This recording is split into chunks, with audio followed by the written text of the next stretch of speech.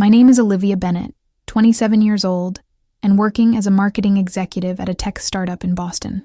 Most people would describe me as the reliable one, the level-headed sister who always has her life together. At least that's what I thought until my sister's wedding turned everything upside down.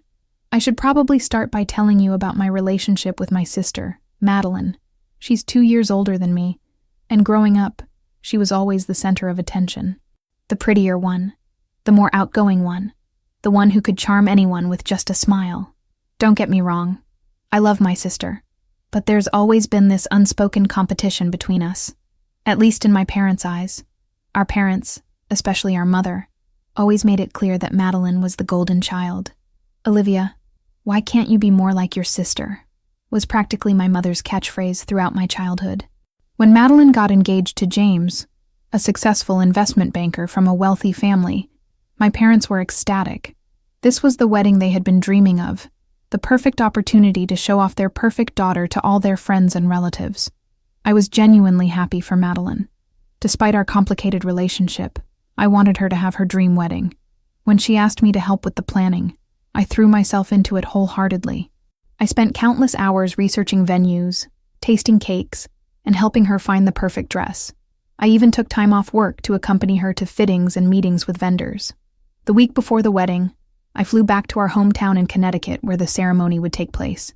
The house was buzzing with excitement and last-minute preparations.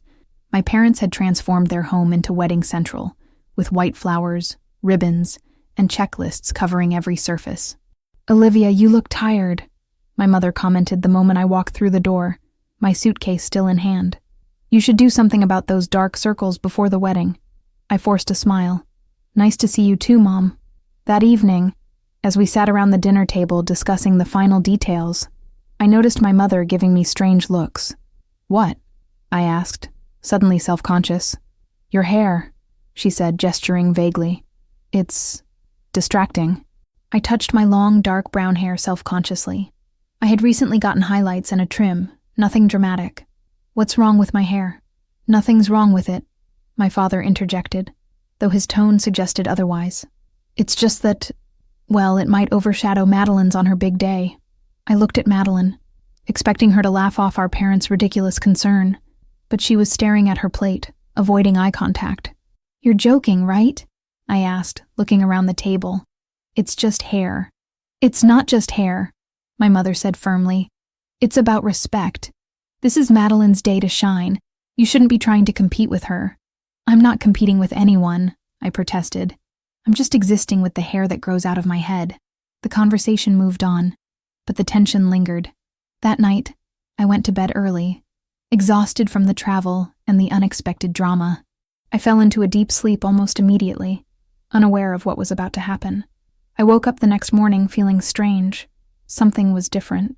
As I reached up to push my hair out of my face, my hand met air where there should have been hair. Confused, I sat up and felt my head.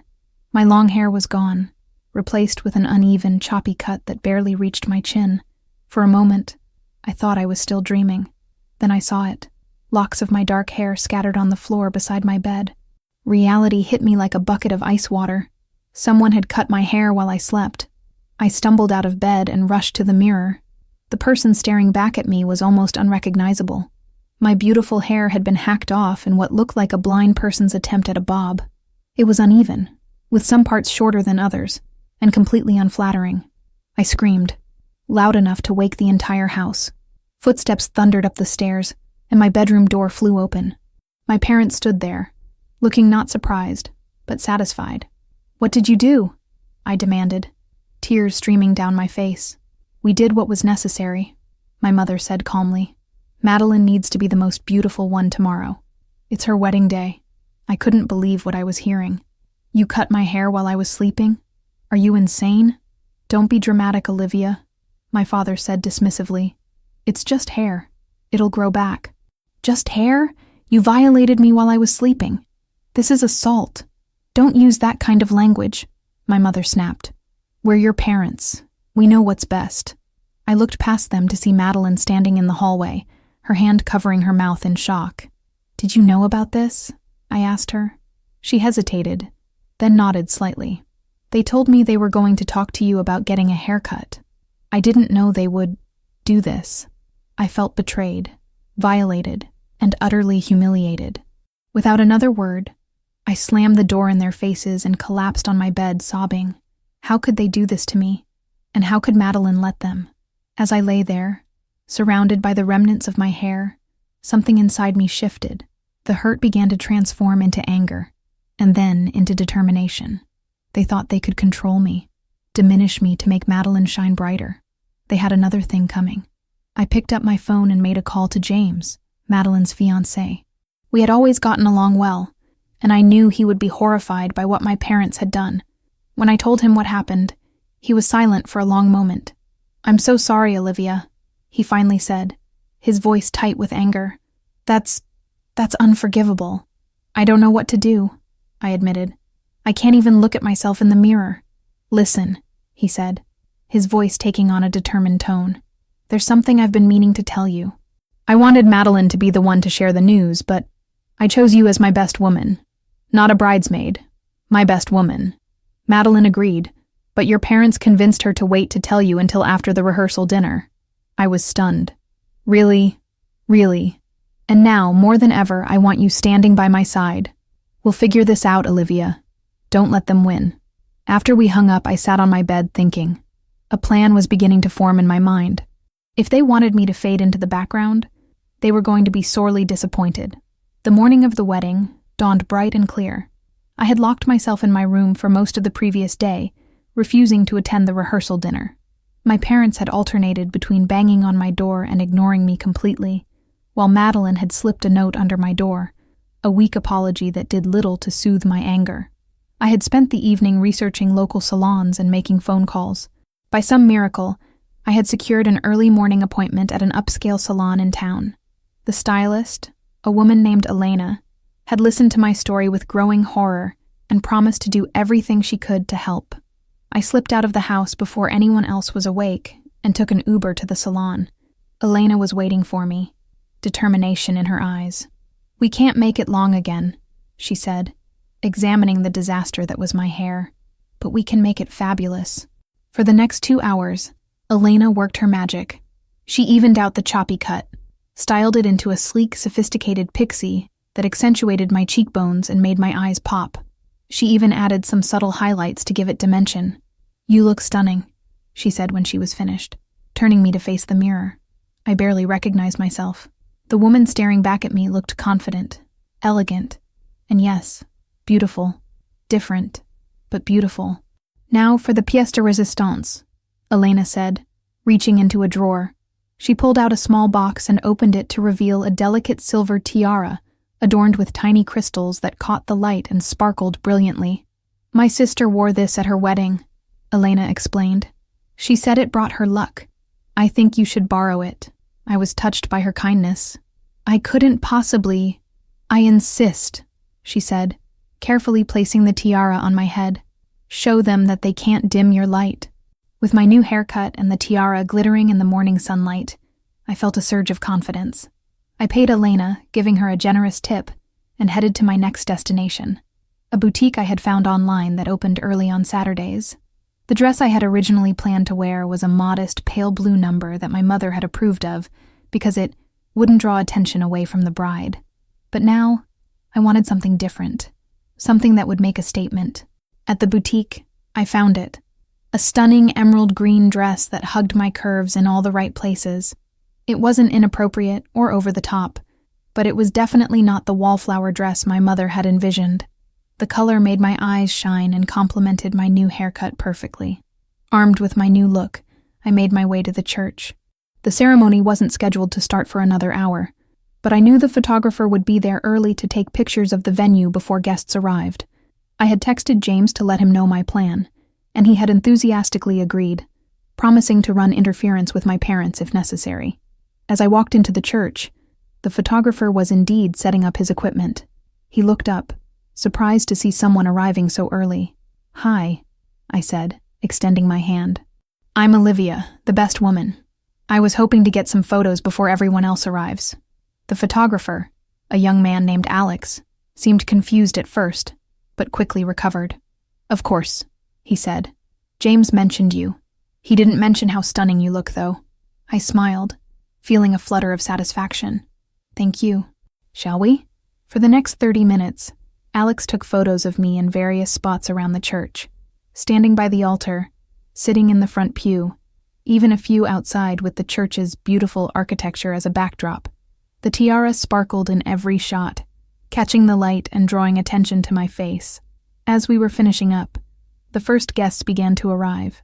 I positioned myself near the entrance, greeting people with a warm smile and directing them to their seats. Many of them did a double take when they saw me, clearly surprised by my appearance. Olivia, is that you? Mrs. Peterson, an old family friend, exclaimed. You look absolutely radiant. Thank you, I replied, touching the tiara lightly. It's a special day. More and more guests arrived, and with each compliment, each surprised look, I felt my confidence grow. I was not going to be the sister who faded into the background. Not today. Finally, my parents arrived, bustling through the door with last-minute instructions for the ushers. They stopped dead in their tracks when they saw me.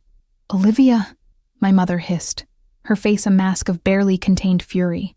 What have you done? I've made the best of the situation you created, I replied calmly. Do you like it? The tiara is a nice touch, don't you think? My father's face had turned an alarming shade of red.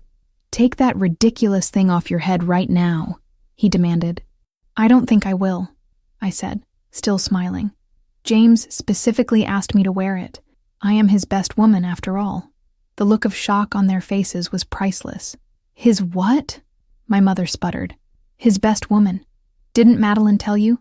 James chose me to stand by his side during the ceremony. It's quite an honor. Before they could respond, James himself appeared, looking handsome in his tuxedo. He spotted me and broke into a wide grin. Olivia, you look incredible.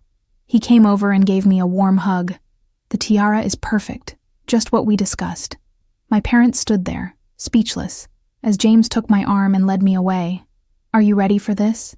He asked quietly. I nodded, feeling a mix of nervousness and exhilaration. More than ready.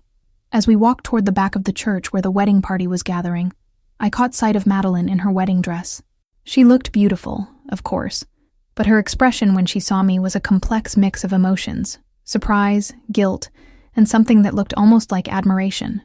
Olivia, she said, her voice barely above a whisper. Your hair, you look... Thank you, I said, not letting her finish. You look beautiful too, Madeline. Are you ready to get married?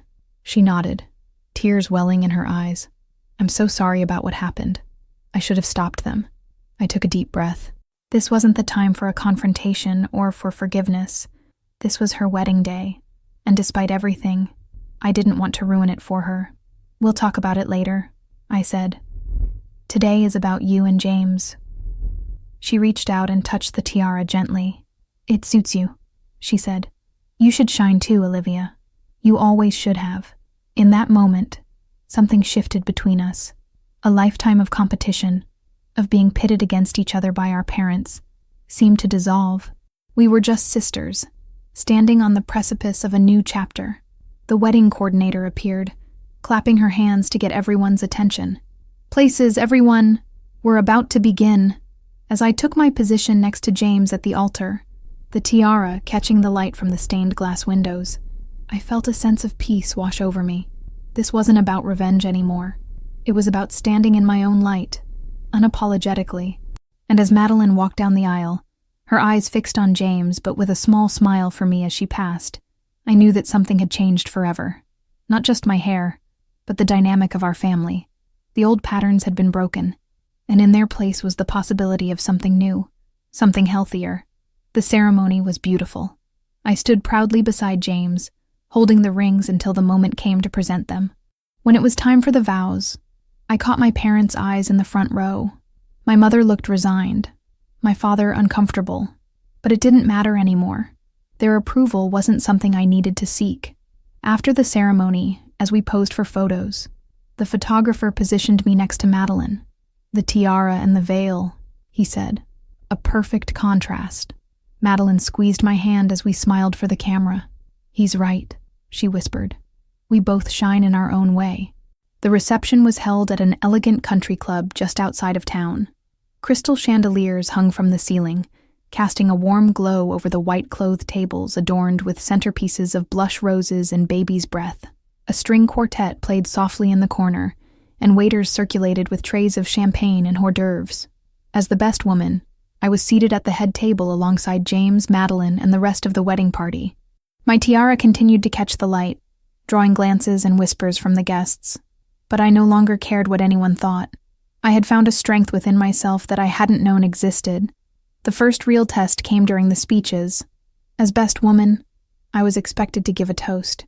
I had prepared something before the hair incident. But now, as I stood up and tapped my glass with a spoon, I knew I needed to speak from the heart. For those who don't know me, I'm Olivia, James's best woman and Madeline's sister. I began, my voice steady despite the butterflies in my stomach. When James asked me to stand by his side today, I was honored and a little surprised. But now I understand why. James sees people for who they truly are, beyond appearances and expectations. I paused, looking directly at my parents. In our family, there's always been an unspoken rule that Madeline is the star and I'm the supporting character. But James taught me something important, that we all deserve to shine in our own way. Madeline reached for my hand, squeezing it tightly. There were tears in her eyes, but she was smiling. Madeline, I continued, turning to her, you are beautiful, inside and out. You always have been. But your beauty doesn't diminish mine, just as mine doesn't diminish yours. We can both shine, side by side, supporting each other instead of competing. I raised my glass. To Madeline and James, may your marriage be built on mutual respect, understanding, and the knowledge that love isn't about dimming someone else's light, but about helping each other shine even brighter. The room erupted in applause. Even my parents clapped, though their expressions remained guarded. James stood up and hugged me, whispering, "Thank you," in my ear. Madeline was openly crying now, but they were happy tears. As I sat down, I noticed a man watching me from a nearby table. He was handsome, with dark hair and kind eyes. When our gazes met, he smiled and raised his glass slightly in my direction.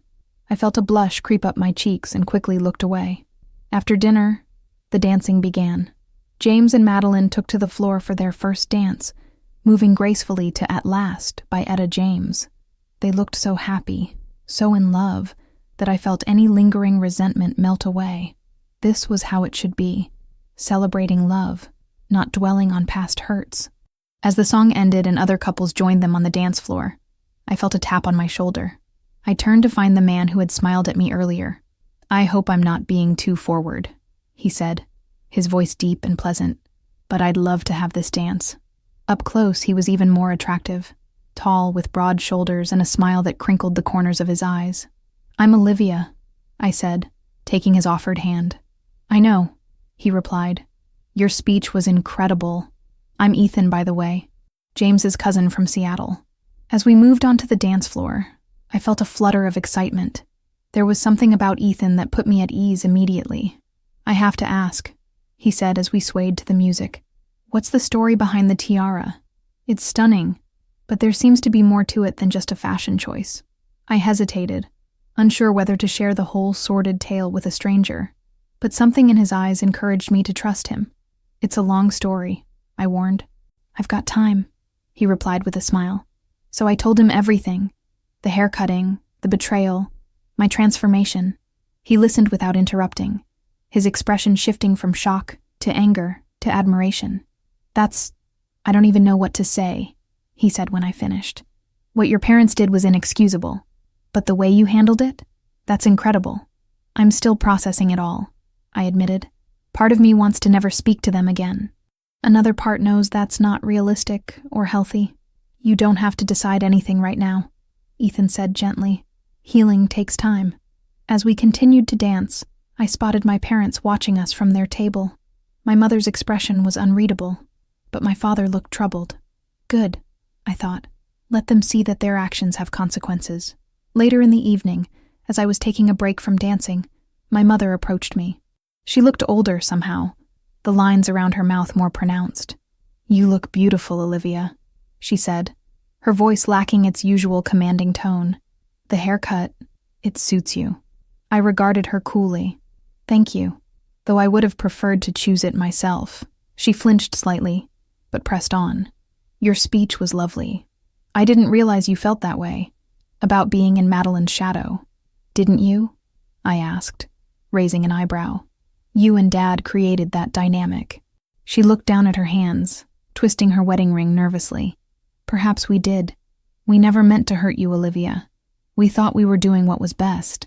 Cutting my hair while I slept was what was best? I couldn't keep the bitterness from my voice. That was a mistake, she admitted. Your father and I got caught up in making everything perfect for Madeline. We lost perspective. It wasn't exactly an apology, but it was more self-awareness than I had ever heard from my mother. I didn't know if I was ready to forgive her, but I recognized the olive branch for what it was. I hope someday you and Dad will understand that your daughters aren't in competition with each other, I said. We never were. That was all in your heads. She nodded slowly. I'm beginning to see that. As she walked away, I felt a weight lift from my shoulders. The conversation hadn't resolved everything, but it was a start. The rest of the evening passed in a blur of dancing, laughter, and more conversations with Ethan. We discovered we had a lot in common. A love of classic films, a passion for hiking, and the same dry sense of humor. By the time the reception was winding down, we had exchanged phone numbers and made tentative plans to meet for coffee the next day. As Madeline and James prepared to leave for their honeymoon, I found myself standing next to my sister, watching as she hugged relatives and friends goodbye. Thank you, she said quietly, turning to me, for not letting what happened ruin today. I wouldn't do that to you, I replied. Despite everything, you're still my sister. She reached up and adjusted my tiara, which had slipped slightly. Keep shining, Olivia. Promise me that. I promise, I said, and I meant it. As they drove away in a shower of rice and well wishes, I stood with Ethan, his hand warm in mine. The tiara on my head caught the last rays of the setting sun, sending prisms of light dancing across the ground. What now? Ethan asked, looking down at me with those kind eyes. I smiled, feeling a sense of possibility I hadn't experienced in a long time. Now, I said, I start writing my own story. The morning after the wedding, I woke up in my childhood bedroom, the events of the previous day flooding back. My hand instinctively went to my hair, still short, but now a symbol of resilience rather than humiliation. The tiara sat on my nightstand, catching the early morning light. I had agreed to meet Ethan for coffee at 10, which gave me plenty of time to shower and get ready. As I stood in front of the mirror, applying minimal makeup, I studied my reflection. The woman looking back at me seemed different, stronger, more confident. The pixie cut really did suit me, framing my face in a way my long hair never had. Downstairs, I found my parents sitting at the kitchen table, both looking tired. They glanced up when I entered, their expressions cautious. Good morning, I said, keeping my tone neutral as I poured myself a cup of coffee. Good morning, my father replied. He cleared his throat awkwardly. Olivia, your mother and I have been talking and we owe you an apology. I raised my eyebrows, surprised. My father rarely apologized for anything. What we did was wrong, he continued, looking uncomfortable but determined. Cutting your hair without your permission was, well, it was assault, as you said. There's no excuse for it. My mother nodded, her eyes downcast. We got so caught up in making everything perfect for Madeline that we lost sight of what really matters. We hurt you deeply, and for that, we are truly sorry. I took a sip of my coffee. Considering their words, the apology seemed genuine, but years of feeling second best couldn't be erased with a single conversation. I appreciate the apology, I said finally, but this isn't just about the hair. It's about a lifetime of making me feel less important than Madeline. That's going to take more than words to fix. We understand, my mother said quietly. We'd like the chance to try, though. If you're willing, I nodded slowly. I'm willing to try, but things need to change. They will, my father promised. Starting now. We sat in silence for a moment, the air between us charged with unspoken emotions. Then my mother reached across the table and touched my hand lightly. You really do look beautiful with short hair, she said, a small smile playing at her lips. It brings out your eyes. Thanks, Mom, I replied, feeling a tiny crack in the wall I had built around my heart. After breakfast, I headed into town to meet Ethan at a small cafe near the town square. He was already there when I arrived, sitting at an outdoor table with 2 cups of coffee. He stood up when he saw me, his face lighting up with a smile. "You look amazing," he said, pulling out a chair for me. "How are you feeling today?" "Better than I expected," I admitted, sitting down. "My parents actually apologized this morning." "That's a start," Ethan said, sliding a cup toward me. "I remembered you said you take it black." I was touched that he had remembered such a small detail. "Thank you. And yes, it's a start. A small one, but still." We spent the next 2 hours talking, the conversation flowing easily between us. Ethan told me about his life in Seattle, where he worked as an architect specializing in sustainable design. I shared stories about my job in Boston, my friends, my dreams of eventually starting my own marketing firm. "So what happens now?" Ethan asked as we walked around the town square after coffee. "You go back to Boston, I go back to Seattle, and we just..." "What?" I looked up at him, feeling a flutter in my chest. "I don't know. Long-distance relationships are hard." "They are," he agreed, "but sometimes they're worth it." He took my hand, his fingers intertwining with mine. "I'd like to see where this goes, Olivia, if you're interested." I squeezed his hand, a smile spreading across my face. "I'm definitely interested." As we continued our walk, I felt a sense of peace settle over me. The events of the past few days had been traumatic, but they had also been transformative. I had discovered a strength within myself that I hadn't known existed. Later that afternoon, I returned to my parents' house to find a small package waiting for me on my bed. Inside was a delicate silver necklace with a tiara-shaped pendant. A note was tucked beside it, written in Madeline's flowing script. "Olivia, this is a small token to remember yesterday by. You were right. We can both shine without diminishing each other's light. I'm sorry for not standing up for you when I should have. I hope you can forgive me, and that we can build a better relationship moving forward. I love you, sister." Madeline tears pricked at my eyes as I fastened the necklace around my neck. It was a beautiful gesture, a symbol of a new beginning for us both. That evening, my parents suggested we go out for dinner, just the 3 of us. At the restaurant, a nice Italian place in town. The conversation was stilted at first, but gradually became more natural.